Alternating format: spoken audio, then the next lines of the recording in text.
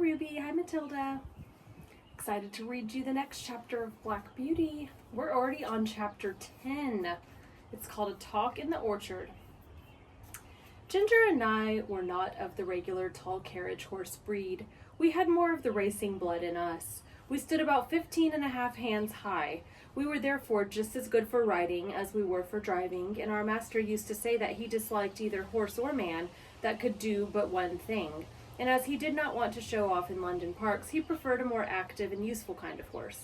As for us, our greatest pleasure was when we were saddled for a riding party, the master on Ginger, the mistress on me, and the young ladies on Sir Oliver and Merrylegs. It was so cheerful to be trotting and cantering all together that it always put us in high spirits. I had the best of it, for I always carried the mistress. Her weight was little, her voice was sweet, and her hand was so light on that rein that I was guided almost without feeling it. Oh, if people knew what a comfort to horses a light hand is, and how it keeps a good mouth and a good temper, they surely would not chuck and drag and pull at the rein as they often do. Our mouths are so tender that where they have not been spoiled or hardened with bad or ignorant treatment, they feel the slightest movement of the driver's hand, and we know in an instant what is required of us. My mouth had never been spoiled, and I believe that was why the mistress preferred me to Ginger, although her paces were certainly quite as good. She often used to envy me, and said it was all the fault of breaking in and the gag a bit in London that her mouth was not so perfect as mine. And then Sir Oliver would say, There, don't vex yourself. You have the greatest honor. A mare that can carry a tall man of our master's weight with all your spring and sprightly action does not need to hold her head down because she does not carry the lady. We horses must take things as they come, and always be contented and willing so long as we are kindly used. I had often wondered how it was that Sir Oliver had such a very short tail. It really was only 6 or 7 inches long, with a tassel of hair hanging from it. On one of our holidays in the orchard, I ventured to ask him by what accident it was that he had lost his tail. Accident? He snorted with a fierce look. It was no accident. It was a cruel, shameful, cold-blooded act. When I was young, I was taken to a place where these cruel things are done. I was tied up so that I could not stir, and then they came and cut off my long and beautiful tail, through the flesh and through the bone, and took it away. How dreadful! I exclaimed. Dreadful! Ah, it was dreadful, but it was not only the pain, though that was terrible and lasted a long time. It was not only the indignity of having my best ornament taken from me, though that was bad, but it was this. How could I ever brush the flies off my sides and hind legs any more? You who have tails just whisk the flies off without even thinking about it, and you can't tell what a torment it is to have them settle upon you and sting and have nothing in the world to lash them off with.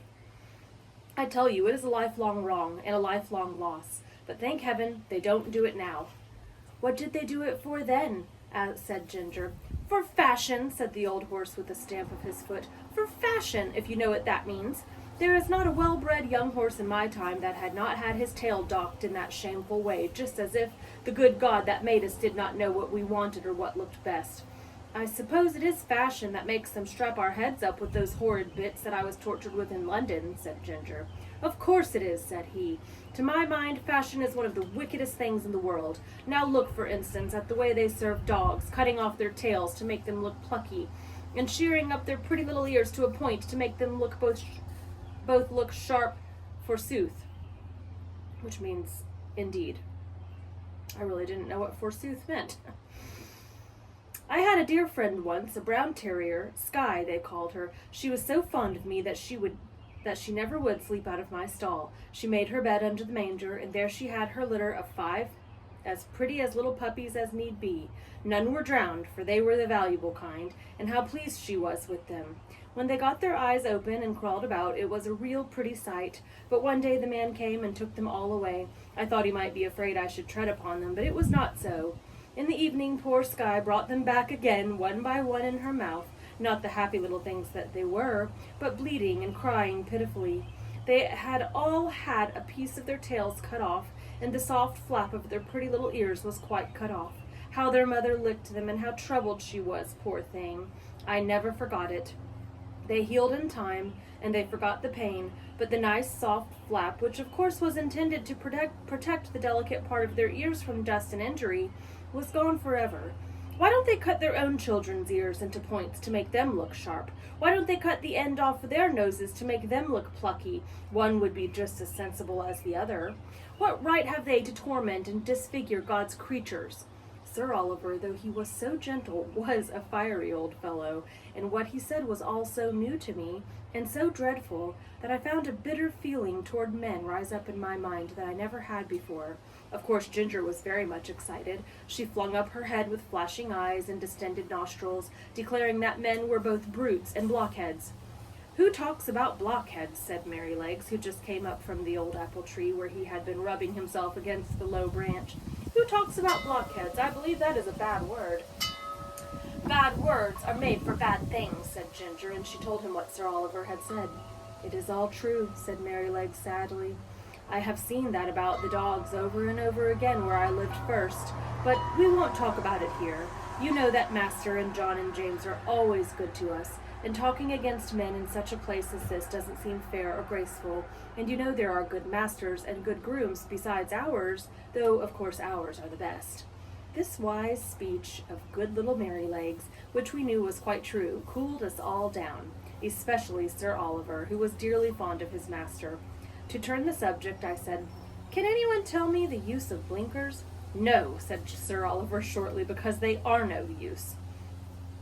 "They are supposed," said Justice, the roan cob, in his calm way, "to prevent horses from shying and starting and getting so frightened as to cause accidents."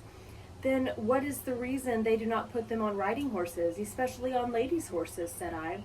"There is no reason at all," he said quietly, "except the fashion. They say that a horse would be so frightened to see the wheels of his own cart or carriage coming behind him that he would be sure to run away, although of course when he's ridden he sees them all the time about him if the streets are crowded. I admit they do sometimes come too close to be pleasant, but we don't run away. We are used to it and understand it, and if we never had blinkers put on, we would never want them. We would see what was there and know what was what, and be much less frightened than by only seeing bits of things that we can't understand. Of course, there may be some nervous horses who have been hurt or frightened when they were young, who may be better for them, but as I was never nervous, I can't judge."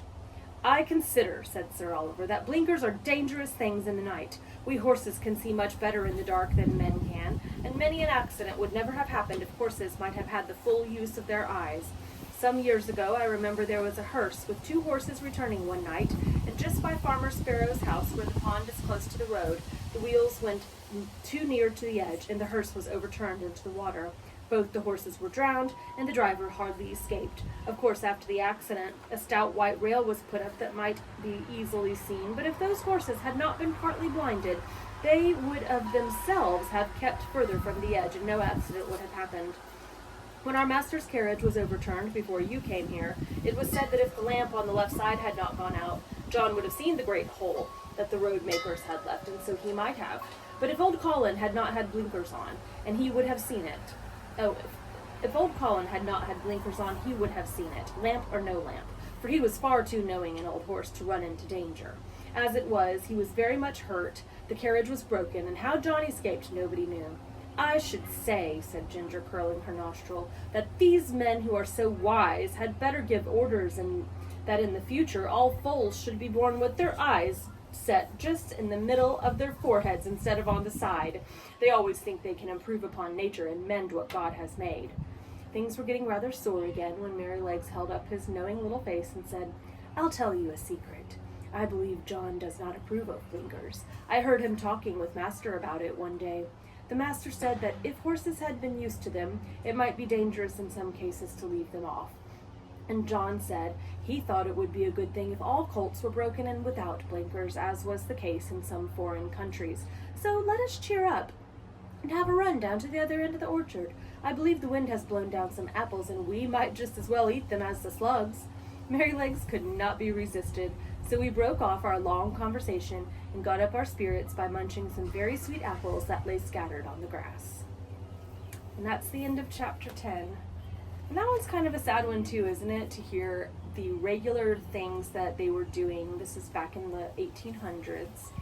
And the ways they were regularly treating horses, and the way maybe they still sometimes treat other animals, like dogs, cutting their tails off. That always makes me sad. Anyways, I'm glad that things seem to have improved, most likely for horse care. Do you understand what blinkers are? Blinkers are something that go on the side of their eyes so that they can't see what's behind them. I don't know if they still use them or not, or on the sides of them. I don't know if they still use them or not, but you would probably know a lot more about that than me since you're around horses all the time. Anyways, we will read chapter 11 tomorrow, okay? All right, bye girls.